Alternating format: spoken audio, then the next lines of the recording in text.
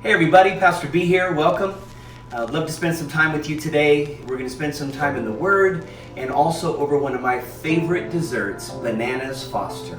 Let me show you how to put it together. Hey guys, so this is bananas Foster. It's such an easy dessert. It is actually kind of a showstopper once we get to the part where we're going to flambe the rum, but it's really easy to put together. So here's what we're going to do. I've got some butter that I'm putting into a pan. Again, all of our measurements, all the ingredients are on the recipe card. Of course, you know that by now. As you're making these recipes, if there's anything that you feel like might, that didn't quite work out the way that you said, Pastor B, let us know so we can make edits on the recipes. Okay, so we're letting that butter melt. We're gonna go ahead and add our brown sugar right into the butter.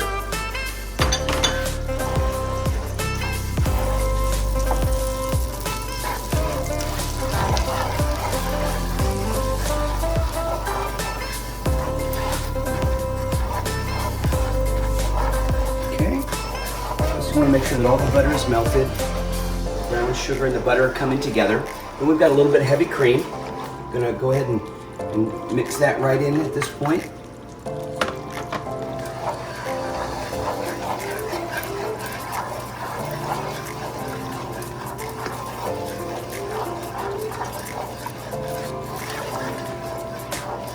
Oh my God, it smells so good in here right now. Okay, so now what we're going to do, I've got 2 bananas that I've cut kind of on the bias, and we want to do this kind of pretty much towards the end. It depends on how you like it, but I don't want the bananas so overcooked that they're just mushy and they break apart. I want to try to keep a little bit of their texture and their shape so that people kind of know what they're eating, right? There we go.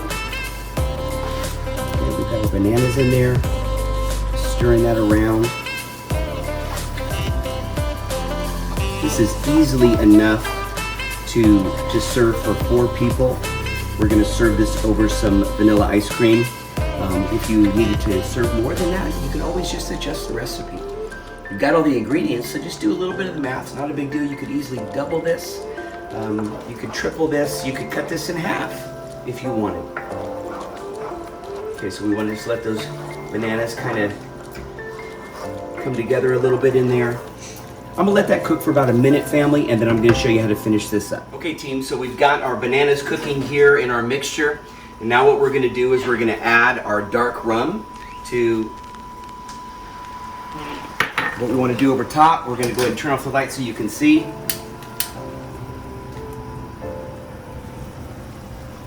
We're gonna let that flambe. You can see the flames there. You could do this without the flambe, but why would you? This is a fun time to bring everybody, all your dinner guests, your family, your friends into the kitchen and let them just kind of see this is kind of a neat thing to do. Kind of a baked Alaska style of dessert. So really that's just going to go for about 30 seconds. And that's really all you need to do. And I'm going to go ahead and now turn off the stove.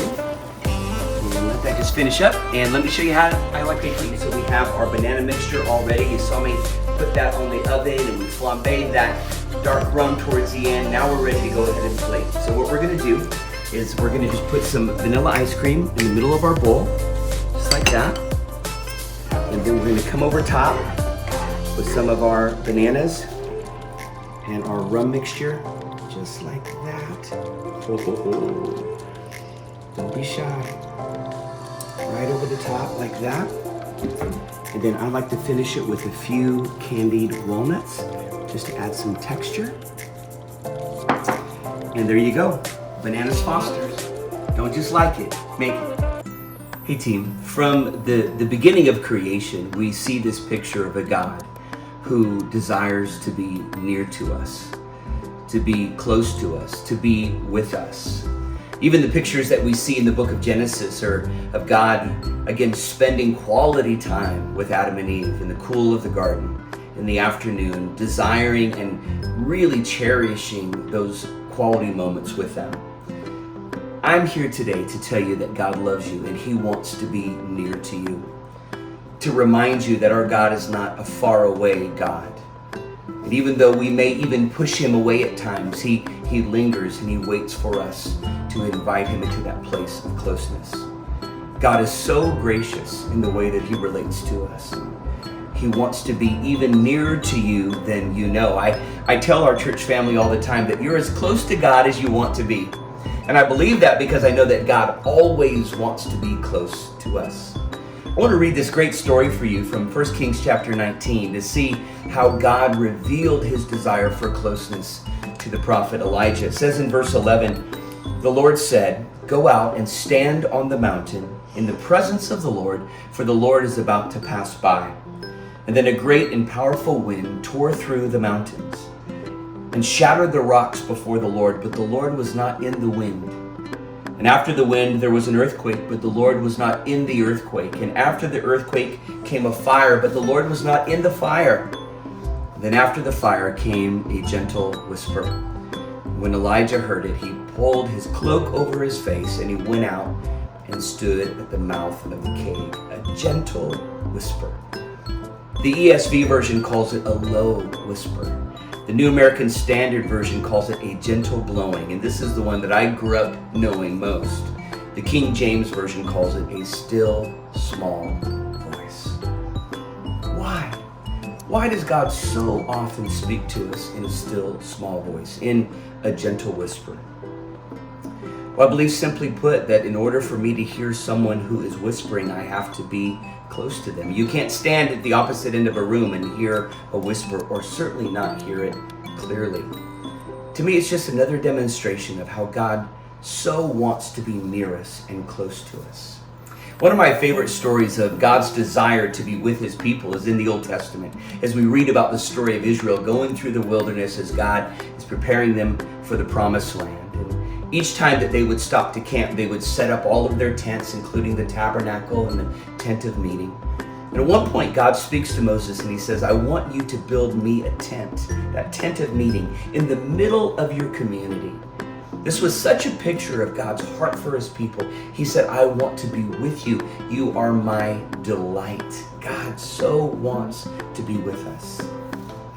You see, at that time, God's people were wandering in the desert. They were living in tents.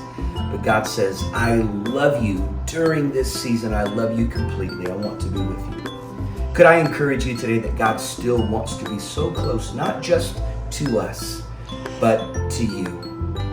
And of course, we know that God was not ever content that his people would live in a tent or apart from him, so much so that God actually came to live in us.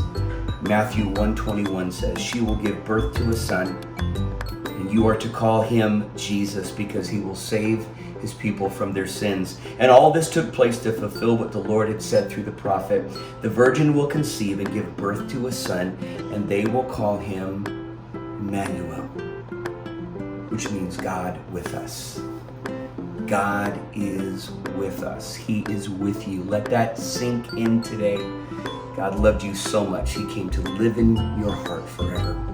I love you so much, and I'll see you next time.